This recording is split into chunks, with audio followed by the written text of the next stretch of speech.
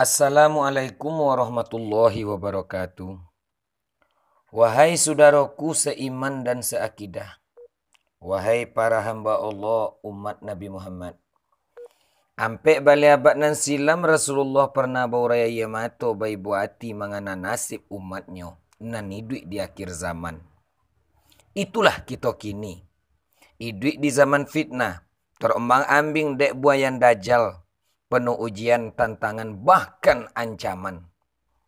Nan maha anyo cie, nan bahara gotu anyo sakete.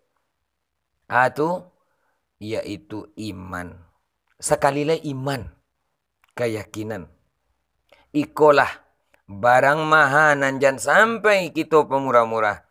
Nyo maha tak dapat dijual, nyo murah tak dapat dibali do, yaitu iman. Mangko sangat merugilah kita. Kalau iman kita nan maha kuah, kita tukar jo piti, kita ganti je jabatan, pangkat, jo sogok, jo karir murahan. Sekalian itu murahan tu sana. Dado tu doh. Padahal kok namo kita mengaji.